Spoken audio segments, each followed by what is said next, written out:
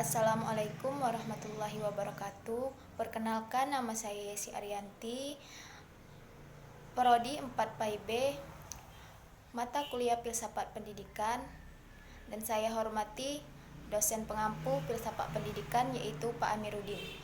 Baiklah, di sini saya akan menjelaskan tugas yang diberikan oleh Bapak, yaitu yang pertama, hakikat metode dalam pendidikan perspektif Islam. Yang pertama, pengertian metode pendidikan Islam.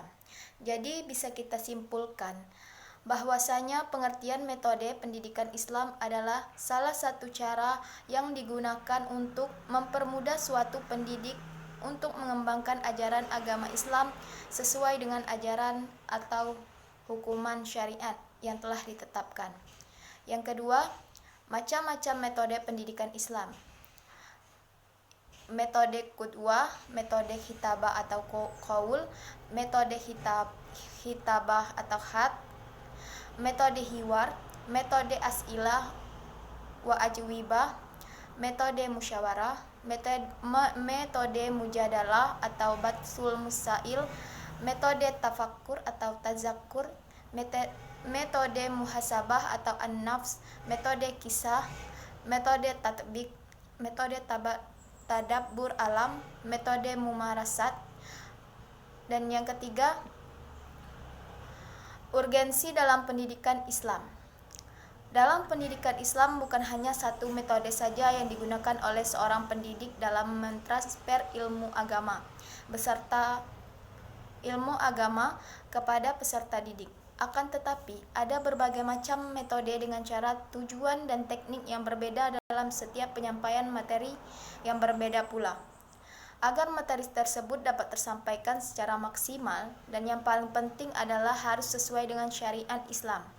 Adapun varian metode dalam pendidikan Islam antara lain, metode situasional yang mendorong manusia didik untuk belajar dengan perasaan gembira dalam berbagai tempat dan keadaan. Metode tarhib wa targhib mendorong manusia didik untuk belajar suatu bahan pelajaran atas dasar minat yang berkesadaran pribadi, terlepas dari keterpaksaan atau tekanan mental.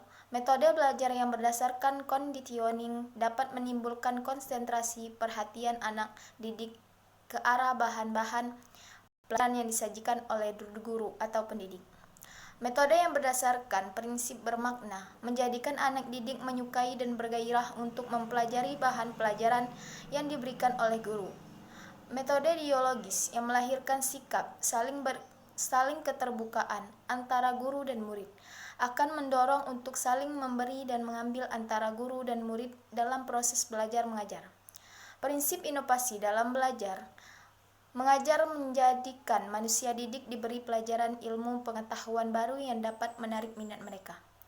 Metode pemberian contoh teladan yang baik, uswatun hasanah, terhadap manusia didik, terutama anak-anak yang belum mampu berpikir kritis, akan banyak mempengaruhi pola tingkah laku mereka dalam kehidupan sehari-hari. Metode cerita banyak terdapat di dalam Al-Quran yang tujuan pokoknya adalah untuk menunjukkan fakta kebenaran. Metode tanya jawab atau dialogis. Metode metamorfora yang tujuannya adalah yang memudahkan pengertian manusia didik tentang suatu konsep dengan melalui pertimbangan akal.